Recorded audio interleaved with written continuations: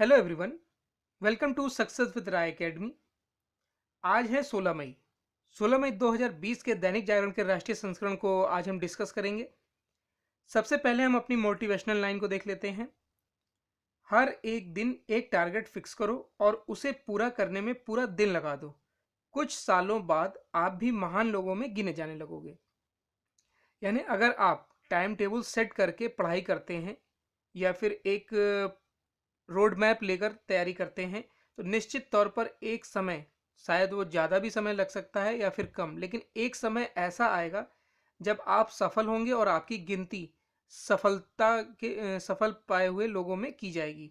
यानी एक टारगेट मनुष्य को अपने जीवन में सेट करना ही चाहिए और उसको फिर टाइम टेबल के तौर पर प्रतिदिन या फिर आप सप्ताह के तौर पर सेट कर सकते हैं।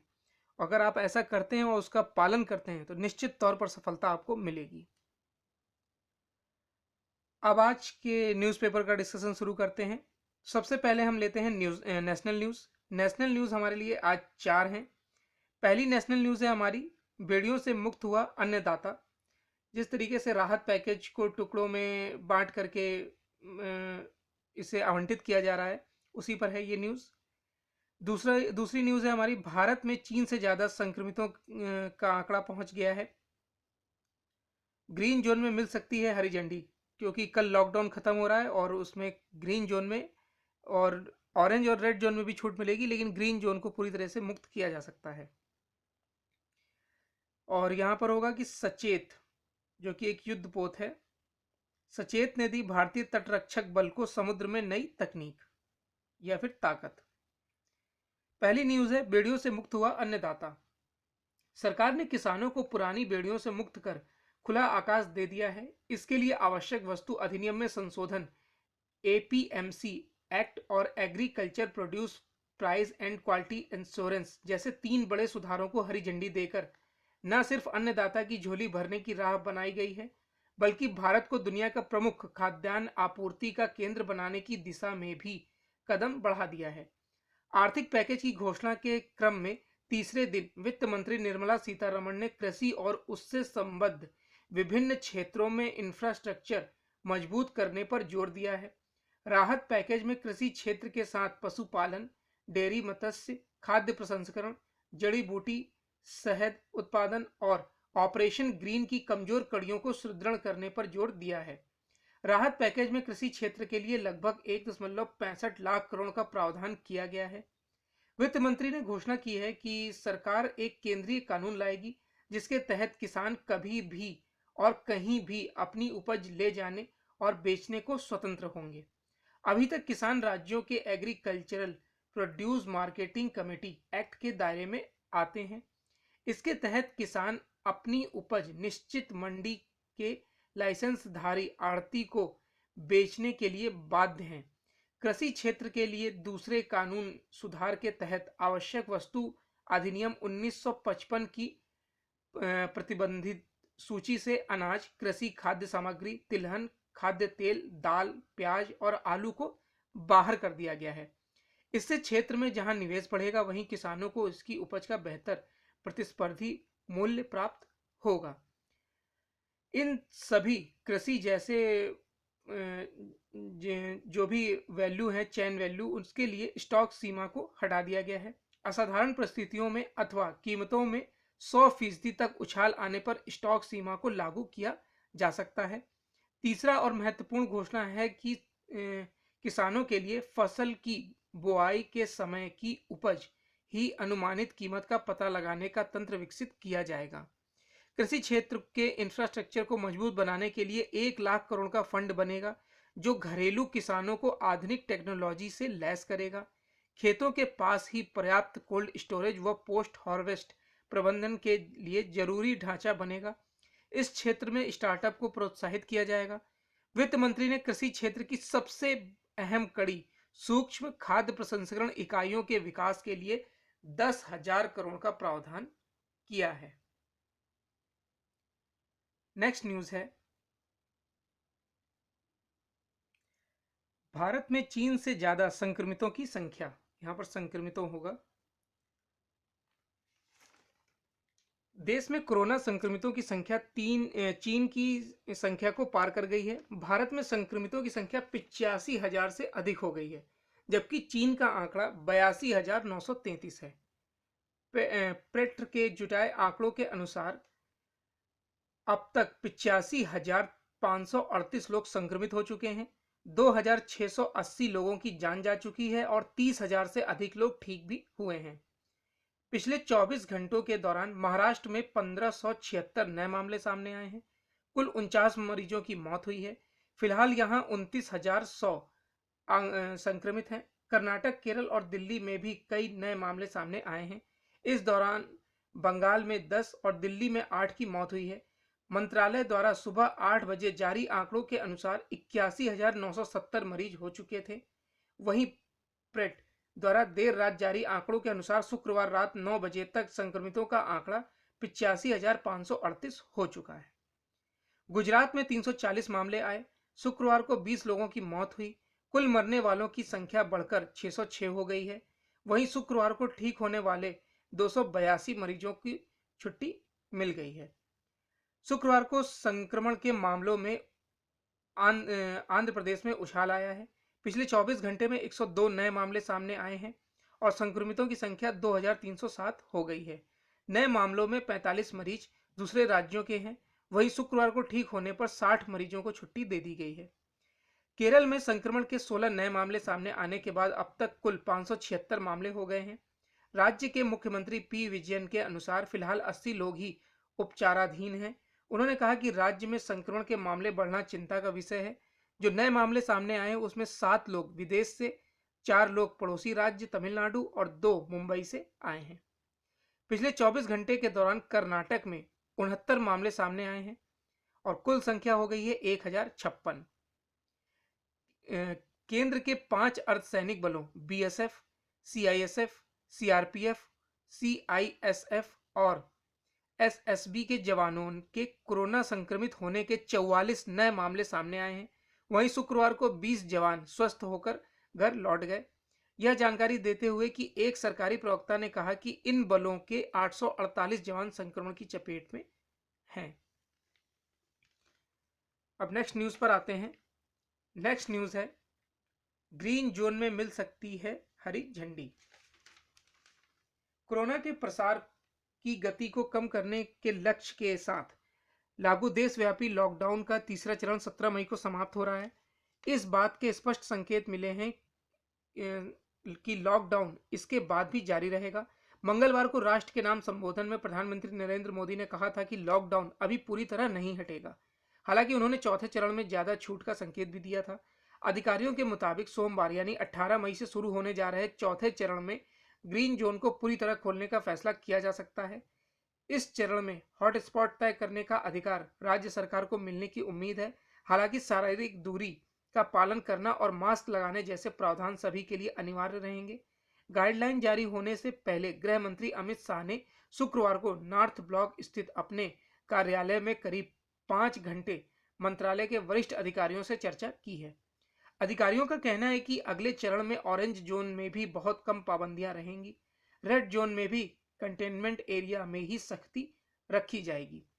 यहां तक कि रेड जोन में सैलून, नाई की दुकान और चश्मे की दुकानों को भी खोलने की अनुमति मिल सकती है। हालांकि इस संबंध में विस्तृत गाइडलाइन राज्य सरकारों के सुझावों के आधार पर गृह मंत्रालय जारी करेगा। राज्य सरकारों को शुक्रवार तक अपने सुझाव देने को कहा गया था। नेक्स्ट न्यूज पर आते हैं। नेक्स्ट न्यूज है सचेत ने दी भारतीय तटरक्षक बल को समुद्र में नई ताकत। देश की समुद्री सुरक्षा की चौकसी करने वाले भारतीय तटरक्षक बल यानी इंडियन कोस्ट गार्ड की समुद्री ताकत को स्वदेश निर्मित जहाज सचेत का मजबूत कवच मिल गया है। आधुनिक स्टेट ऑफ द आर्ट सुरक्षा और संचार तकनीक से युक्त यह जहाज एक double engine helicopter, 4 high speed boat और एक इनफ्लेक्टेबल बोट के साथ समुद्र में विरोधियों की चुनौतियों को ध्वस्त करने में सक्षम है। रक्षा मंत्री राजनाथ सिंह ने सचेत की भारतीय तटरक्षक बल में कमीशनिंग करते हुए कहा कि भारत की समुद्री सुरक्षा के लिहाज से इसका तटरक्षक बल में शामिल होना मील का पत्थर है। इंडियन कोस्ट गार्ड में सचेत खास तौर से देश के लिए विशेष आर्थिक जोन की सुरक्षा के लिए तैनात किया जाएगा। आतंकवाद और सुरक्षा खतरों की चुनौतियों के मद्देनजर समुद्री सीमाओं की सुरक्षा और निगरानी पूरी तरह तटरक्षक बल के जिम्मे है। तो ये आज की 4 इंपॉर्टेंट हमारे लिए न्यूज़ थी, नेशनल न्यूज़। अब हम नेक्स्ट पेज की तरफ आते हैं। नेक्स्ट पेज है हमारा इंटरनेशनल पेज। इंटरनेशनल पेज में हमारे लिए 3 न्यूज़ हैं। पहली न्यूज़ है भारत अमेरिका के बीच सहयोग की सबसे अधिक जरूरत। दूसरी न्यूज़ है न्यूयॉर्क के, यहाँ पर होगा न्यूयॉर्क के प्रांत के 5 शहरों में मिली छूट। और नेक्स्ट न्यूज़ है विश्व बैंक ने भारत को दिए हैं 7500 करोड़ की सहायता। पहली न्यूज़ है भारत अमेरिका के बीच सहयोग की सबसे अधिक जरूरत। अमेरिका में भारत के राजदूत तरनजीत सिंह संधू ने कहा कि कोरोना महामारी ने भारत अमेरिका के बीच मजबूत सहयोग की आवश्यकता को दर्शाया है। स्वास्थ्य विज्ञान और प्रौद्योगिकी के क्षेत्र में अमेरिका के साथ भारत की साझेदारी का उल्लेख करते हुए वरिष्ठ राजनयिक ने कहा कि दोनों देशों के अनुसंधान एवं नवोन्मेष संस्थान पुराने एवं संक्रामक रोगों को समझने तथा उनके इलाज एवं निदान के क्षेत्र में काम कर रहे हैं। प्रतिष्ठित भारतीय अमेरिकी वैज्ञानिकों के साथ गुरुवार को हुए ऑनलाइन संवाद में संधू ने कहा कि कोरोना ने हमें पहले से कहीं अधिक सहयोग की जरूरत महसूस कराई है।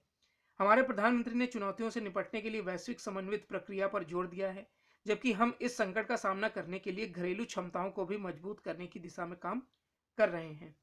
उन्होंने कहा कि भारत और अमेरिका ने तपेदिक, कैंसर, HIV और नेत्र रोग जैसी बीमारियों से निपटने और पर्यावरणीय स्वास्थ्य अनुसंधान में मिलकर काम किया है। विकास में हमारे सहयोग का हालिया सफल उदाहरण रोटा वायरस के खिलाफ विकसित किया गया टीका रोटोवैक है। इसी तरह सहयोग कोरोना के खिलाफ जंग में भी जारी रहेगा। नेक्स्ट न्यूज़ है न्यूयॉर्क प्रांत के 5 शहरों में मिली छूट।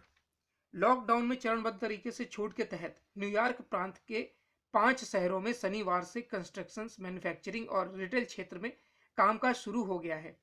बता दें कि कोरोना महामारी से न्यूयॉर्क प्रांत सर्वाधिक प्रभावित है। यहाँ 3,43,051 संक्रमित मरीज हैं। गवर्नर एंड्रू कुओम ने कहा कि Central New York, the North Country, Finger Lakes, Southern Tier और मोहाक वैली में लॉकडाउन से चरणबद्ध छूट दी गई है। उन्होंने कहा इसका यह मतलब है कि समस्या खत्म नहीं हुई है। इसका मतलब यह है कि हमने इस समस्या को नियंत्रित किया है और हमारी जिम्मेदारी है कि इसे फिर से फैलने ना दें। उधर न्यूयॉर्क सिटी के मेयर बिल डी ब्लासियो ने कहा कि शहर वायरस के संक्रमण से निपटने के दिन प्रतिदिन प्रगति कर रहा है। प्रतिदिन संदिग्ध कोरोना मरीजों के भर्ती होने में कमी आई है। यह संख्या 78 से 59 हो गई है। आईसीयू में भर्ती होने वाले मरीजों की संख्या भी 561 से 517 हो गई है। इतना ही नहीं, पॉजिटिव लोगों की संख्या भी प्रतिदिन घटकर 11% हो गई है। नेक्स्ट न्यूज़ है विश्व बैंक ने भारत को दिए हैं 7500 करोड़ की सहायता। विश्व बैंक ने शुक्रवार को कोरोना महामारी के मद्देनजर गरीब व कमजोर परिवारों को सामाजिक सहायता देने के प्रयासों में मदद के लिए $1 अरब यानी 7500 करोड़ रुपए की सहायता की मंजूरी दी है। यह सहायता भारतीय कोविड-19 सामाजिक संरक्षण प्रक्रिया कार्यक्रम को प्रोत्साहन के रूप में दी जाएगी। इसके साथ ही विश्व बैंक ने महामारी का मुकाबला करने के लिए भारत को अब तक कुल $2 अरब यानी करीब 1500 करोड़ रुपए देने की प्रतिबद्धता जताई है। पिछले महीने भारत की मदद के लिए $1 अरब की मदद की घोषणा की गई थी। विश्व बैंक के कंट्री डायरेक्टर जुनैद अहमद ने मीडिया के साथ वेबिनार में कहा, मुकाबला करने के लिए सरकारों को अभूतपूर्व तरीके से लॉकडाउन का पालन करना पड़ेगा। ये इंटरनेशनल पेज की 3 इंपॉर्टेंट न्यूज़ थी हमारे लिए। अब नेक्स्ट पेज पर आते हैं। नेक्स्ट पेज है हमारा बिजनेस पेज। बिजनेस पेज में आज 4 इंपॉर्टेंट न्यूज़ है हमारी, और वो भी जितने भी पैकेज दिए गए हैं उससे रिलेटेड है। पहली न्यूज़ है गंगा किनारे 800 हेक्टेयर में होगी हर्बल खेती और बनेगा कॉरिडोर। $100 अरब के कृषि निर्यात का रास्ता साफ हो गया है। कृषि सुधार से बदलेगी गांवों की दुनिया।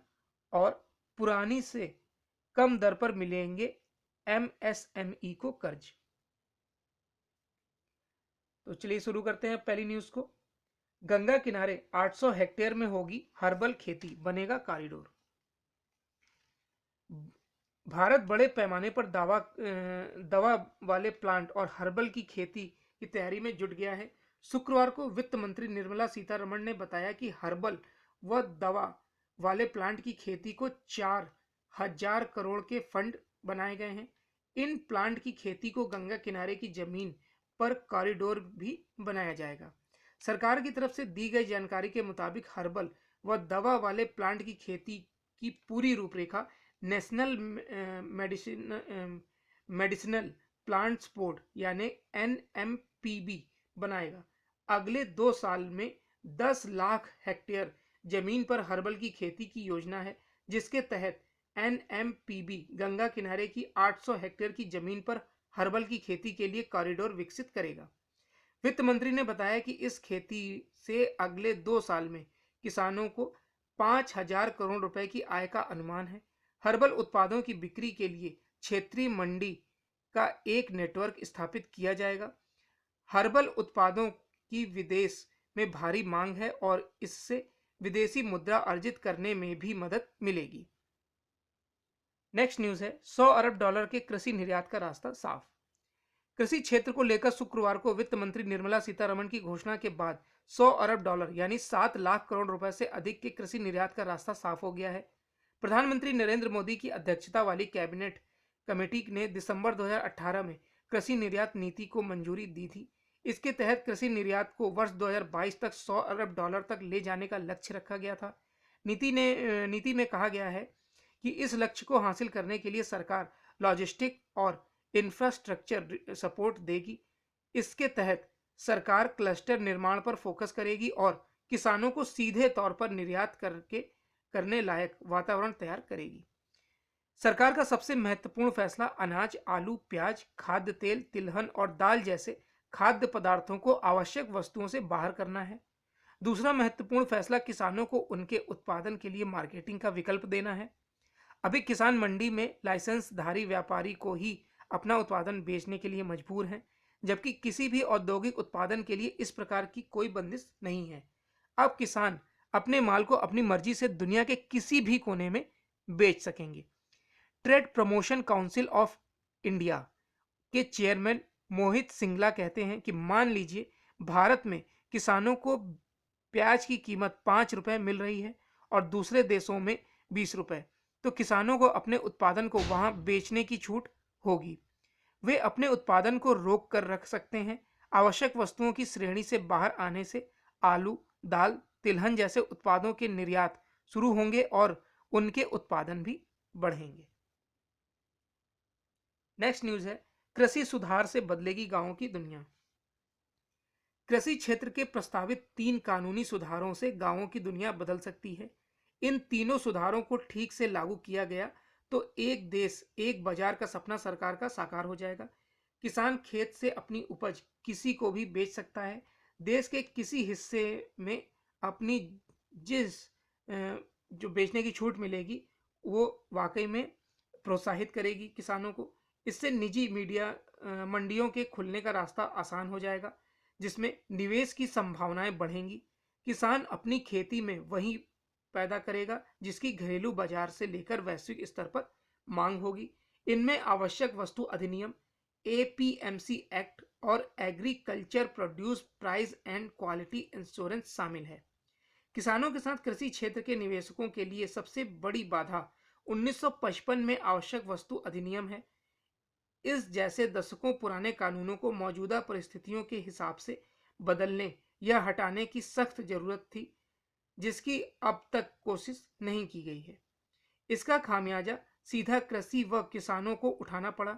सीधे खेतों से ताजा उपज खरीदने से बड़े उपभोक्ता बचते रहे।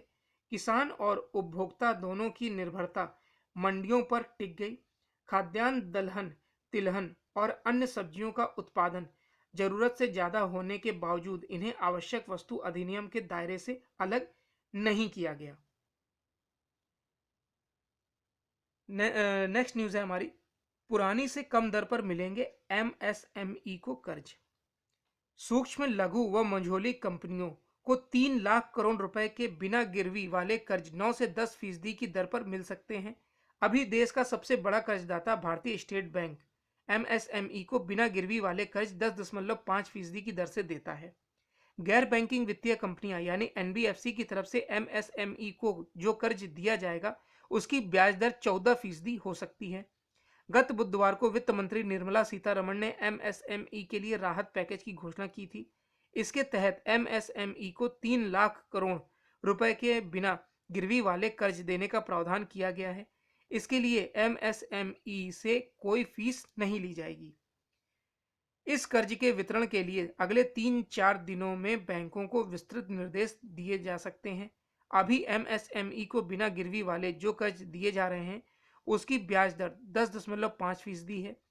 एमएसएमई कर्ज वितरण से जुड़े एक बैंक अधिकारी ने बताया कि बिना गिरवी या गारंटी वाले कर्ज एमएसएमई को अब भी दिए जा रहे हैं। अभी कोई भी एमएसएमई 2 करोड़ रुपए तक का कर्ज इस योजना के तहत ले सकती है, लेकिन अभी बिना गिरवी वाले कर्ज लेने के लिए एमएसएमई को 2.5 से 3 लाख रुपए सरकार को फीस के रूप में देना होता है। तो ये आज की इंपॉर्टेंट बिजनेस न्यूज़ थी हमारे लिए। अब नेक्स्ट पेज पर आते हैं। नेक्स्ट पेज है हमारा एडिटोरियल पेज। एडिटोरियल पेज में 3 आर्टिकल हैं। पहला आर्टिकल है हमारा, जरूरी है चीन की घेराबंदी। कोविड-19 महामारी ने दुनिया को इस कड़वे सच से रूबरू कराने का काम किया है कि प्रमुख वस्तुओं के मामले में चीन के वर्चस्व को तोड़ने की जरूरत है, और इसी न्यूज़ पर लिखा गया है ये आर्टिकल। और ये आर्टिकल लिखा है सामरिक मामलों के विश्लेषक ब्रह्मा चिलानी द्वारा।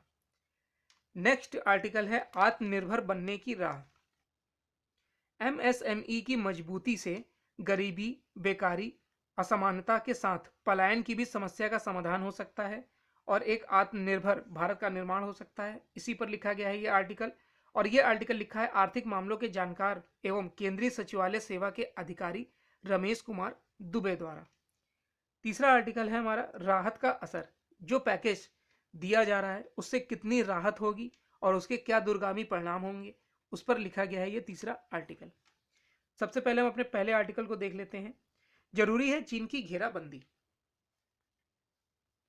पूरी दुनिया इस प्रश्न के उत्तर की प्रतीक्षा कर रही है कि आखिर वुहान में पैदा हुए वायरस ने पूरी दुनिया में तबाही मचा दी।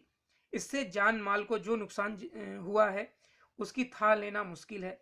ऐसे में इस वायरस को लेकर स्वतंत्र जांच अपरिहार्य हो गई है, लेकिन चीन उससे कन्नी काटता दिख रहा है। उल्टे वह इस मामले में पारदर्शिता और जवाबदेही सुनिश्चित करने के लिए दबाव डाल रहे हैं। देशों को हड़काया जा रहा है। जापान के साथ सेनकाकू द्वीप में झड़प और ऑस्ट्रेलिया पर बीफ प्रतिबंध और टैरिफ की जिगड़ी इसकी जीती जागती मिसाल है। असल में कोविड-19 की पूरी कुंडली जानना अत्यंत आवश्यक है ताकि भविष्य में ऐसी किसी आपदा से निपटने की बेहतर तैयारी की जा सके। आखिरकार यह पहली बार नहीं है जब चीन ने ऐसी कोई महामारी फैलाई है। 2002 और 3 में सार्स का पर्दा डालने की उसकी कवायद ने दुनिया को 21वीं सदी की पहली महामारी की गर्त में झोंक दिया था।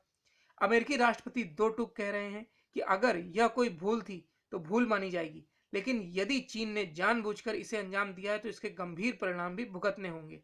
इसके बावजूद बीजिंग बुनियादी सवालों के जवाब देने से पल्ला झाड़ रहा है। चीन ने 23 जनवरी को वुहान से घरेलू उड़ानों पर तो प्रतिबंध लगा दिया था, लेकिन चार्टर्ड फ्लाइट्स सहित कुछ अंतर्राष्ट्रीय उड़ानों के संचालन की अनुमति जारी रखी थी।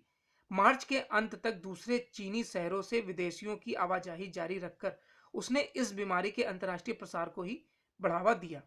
उसने वुहान में लॉकडाउन लगाने में भी इतनी देरी की कि तब तक 50 लाख लोग शहर से निकल चुके थे। इसे सीधे अर्थों में समझा जाए तो वुहान के संक्रमित लोगों ने इस महामारी के बीच पूरी दुनिया में बो दिए हैं। और ये बात वाकई सच है कि जिस तरीके से आप कह सकते हैं कि अक्टूबर और नवंबर में इसके लक्षण चीन में देखे जाने लगे थे, दिसंबर में इसके कुछ मामले सामने आने लगे थे और जनवरी में यह पूरी तरीके से वुहान शहर में फैल चुका था। और जनवरी तक चीन ने इस न्यूज़ को छुपा कर रखा। अगर आपके पास अक्टूबर में ऐसे लक्षण आए थे और आपको आपके स्वास्थ्य विभाग द्वारा आगाह किया जा रहा था तो आपको तुरंत एक्शन लेना चाहिए था। आपने इसमें ढिलाई बरती और जनवरी में जब केस आपके हाथ से निकलता जा रहा था तब आपने दुनिया को इसके बारे में बताया और आपने अंतर्राष्ट्रीय उड़ानें भी नहीं रोकी। इसलिए इस पूरे प्रकरण में चीन को ही जिम्मेदार ठहराया जा रहा है। अब ये वायरस या तो देखिए तीन चीजें सामने आ रही हैं, या तो ये जानबूझकर किया गया है, या फिर ये प्रयोगशाला में जो जैविक हथियार बनाए जा रहे थे उससे फैला है, या फिर ये चमगादड़ों के सूप की जो बात हो रही है उससे ये फैला है, यानी कि जो वुहान में पक्षी पशुओं का जो मार्केट है उससे फैला है ये वायरस। जब अमेरिका ने कहा कि हम इसकी जांच करेंगे, अमेरिका का दल वहां पर जांच के लिए जाएगा, तो चीन ने स्पष्ट तौर पर उसकी अनुमति नहीं दी और मना कर दिया। इससे और भी शंका चीन की तरफ बढ़ती है। अगर आपने इसको रोकने की कोशिश करी तो आपको जांच से किस बात का डर है? आपको स्वतंत्र जांच करानी चाहिए। अमेरिका पहले भी कई बार बोल चुका है कि अगर ये गलती से हुआ है तो कोई बात नहीं है, लेकिन अगर ये जानबूझकर किया गया है, जिसका वो बार बार दावा भी कर रहा है, तो इसके गंभीर परिणाम भुगतने चाहिए। चीन को इस समय वैश्विक तौर पर अलग थलग करने का यह सही अवसर है, क्योंकि चीन इस तरीके के वायरस पहले भी फैलाता रहा है। चीन ने उन स्थानों तक किसी विदेशी विशेषज्ञ को फटकने तक नहीं दिया जिनके बारे में आशंका जताई जा रही थी कि कोरोना वहीं से पनपा होगा। इनमें वह वुहान इंस्टीट्यूट ऑफ वायरोलॉजी भी शामिल है, जहां चीन की कुख्यात बैट वुमन सी झेंगली चमगादड़ों से स्वाभाविक कोरोना वायरसों के खतरनाक प्रयोगों से जुटी हैं। कैक्सिन ग्लोबल न्यूज साइट के अनुसार यह खतरनाक प्रयोग चीन की बदनीयती को ही जाहिर करेगा। चीन ने बाहरी दुनिया के साथ कोरोना वायरस के नमूने साझा करने के बजाय अपने लैब सैंपल्स को ही नष्ट करना मुनासिब समझा।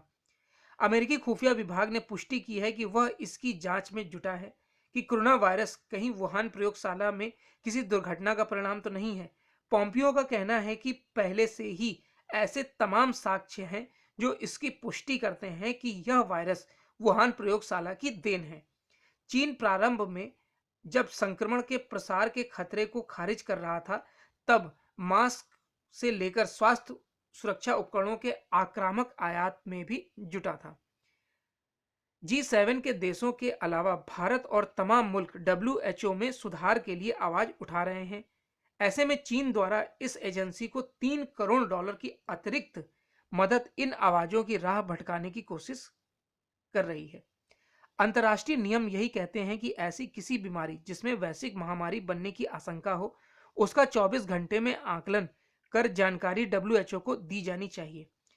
इसमें चीन की लगातार नाकामी इस वैश्विक संस्था में भी ऐसे निरीक्षकों की शामिल करने की जरूरत जता रही है जो जांच के लिए किसी भी देश जा सके।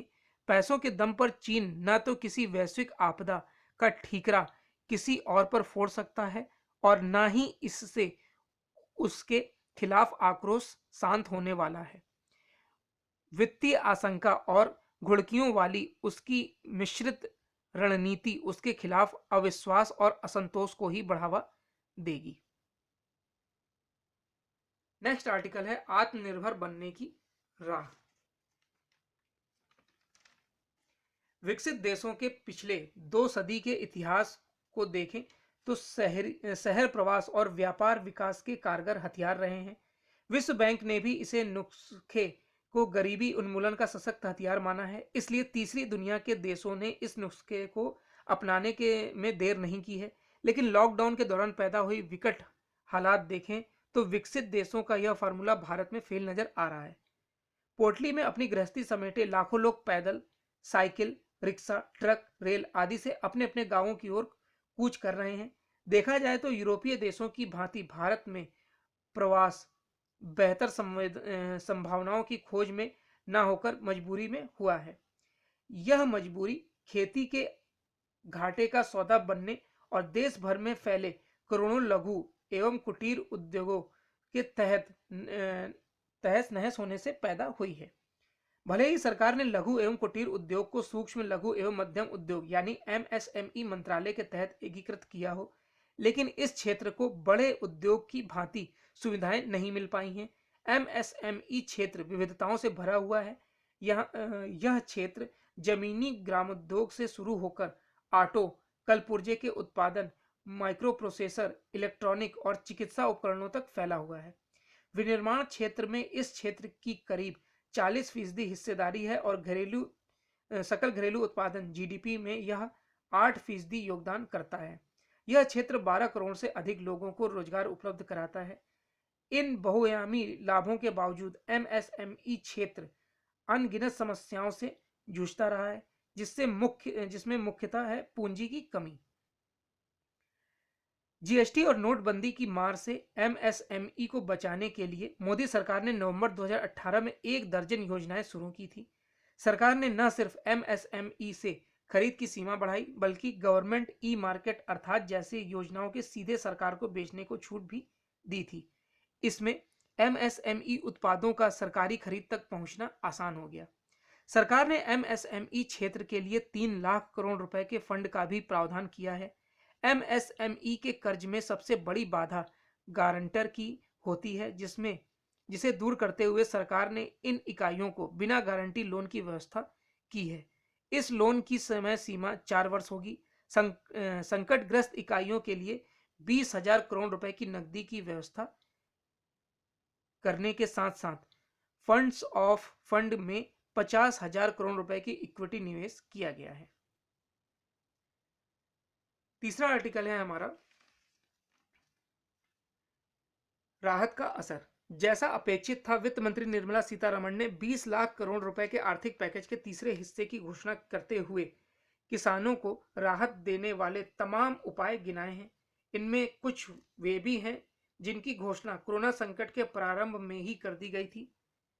निसंदेह वित्त मंत्री ने कृषि और किसानों की बेहतरी के लिए जो कदम उठाए जाने की घोषणा की है, उसमें कुछ न कुछ लाभ अवश्य होगा, जैसे कि आवश्यक वस्तु अधिनियम में संशोधन, कृषि उत्पादों के लिए उचित भंडारण की व्यवस्था का निर्माण, हर्बल खेती को प्रोत्साहित और डेयरी और पशुपालन को बढ़ावा देने की तैयारी है। वित्त मंत्री के अनुसार सरकार कृषि के बुनियादी ढांचे को बेहतर बनाने के लिए 1 लाख करोड़ रुपए खर्च किए जाएंगे। इसके बावजूद यह सवाल तो उठेगा ही कि क्या इन सब उपायों से किसानों को तत्काल कोई राहत मिलने जा रही है। कोई बुनियादी ढांचे का निर्माण रातों रात तो होने वाला नहीं। इसी तरह जो प्रशासनिक सुधार किए जाने हैं, उनका असर दिखने में भी समय लगेगा। इससे इनकार नहीं है कि किसानों को प्रधानमंत्री किसान योजना से लाभ मिलने जा रहा है, जिसके तहत उनके खाते में 18,700 करोड़ रुपए जमा किए जाएंगे। इसी तरह फसल बीमा योजना के दावों की पूर्ति से भी उन्हें राहत मिलेगी और उचित दामों पर कृषि उपज की खेती से भी, लेकिन अन्य अनेक उपायों से तात्कालिक लाभ मिलने के आसार कम ही हैं। वास्तव में इसी कारण कृषि और किसानों पर केंद्रित पैकेज को लेकर भी वैसे ही सवाल उठते जा रहे हैं, जैसे 2 और पैकेजों के तहत की गई घोषणाओं को लेकर उठे थे। तो ये एडिटोरियल पेज के 3 आर्टिकल थे। अब नेक्स्ट पेज पर आते हैं। नेक्स्ट पेज है हमारा स्पोर्ट्स पेज। स्पोर्ट्स पेज में हमारे लिए एक न्यूज़ है और ये न्यूज़ है क्रिकेट से रिलेटेड, क्योंकि इसमें सौरव गांगुली ने बयान दिया है कि अगर आईपीएल नहीं कराया गया तो इससे बीसीसीआई को 4,000 करोड़ का नुकसान होगा।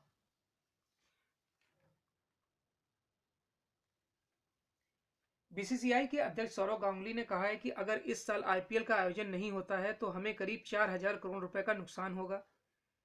उन्होंने बताया कि आईपीएल इस साल नहीं हुआ तो बोर्ड को तनख्वाह कटौती पर भी सोचना पड़ेगा। वहीं ऑस्ट्रेलिया के 5 टेस्ट की सीरीज के प्रस्ताव पर गांगुली ने कहा कि मुझे नहीं लगता कि यह मुमकिन हो पाएगा कि 5 टेस्ट की सीरीज खेलने के बाद सीमित ओवर की सीरीज खेली जाए और इसके बाद 14 दिन खिलाड़ी क्वारंटाइन पर रहें।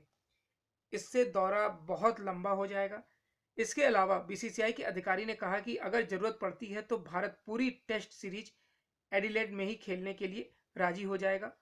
यहाँ पर स्टेडियम परिसर में ही एक होटल निर्माणाधीन भी है जो तब तक बनकर तैयार हो जाएगा। अब आज के पॉइंट्स देख लेते हैं। पहला पॉइंट है, बेड़ियों से मुक्त हुआ अन्नदाता, 10,000 करोड़ सूक्ष्म खाद्य प्रसंस्करण इकाइयों के विकास के लिए आवंटित किए गए हैं। 13,000 करोड़ का ऐलान पशुधन को स्वस्थ रखने के लिए किया गया है। 15,000 करोड़ की सहायता मिलेगी डेयरी क्षेत्र के विकास को। भारत में चीन से ज्यादा संक्रमितों की संख्या आंकड़ा 85,000 से भी ज्यादा पहुंच गया है। विश्व बैंक ने भारत को 7500 करोड़ की सहायता की मंजूरी दी है। सचेत ने दी भारतीय तटरक्षक बल को समुद्र में मुकाबले की नई तकनीक। और गंगा किनारे 800 हेक्टेयर में होगी हर्बल खेती, बनेगा कॉरिडोर। ये आज का यानी 16 मई 2020 का दैनिक जागरण का राष्ट्रीय संस्करण था। आई होप आपको वीडियो अच्छा लगा होगा। अगर आपको वीडियो अच्छा लगा हो तो लाइक और शेयर कर दीजिएगा। वीडियो देखने के लिए धन्यवाद।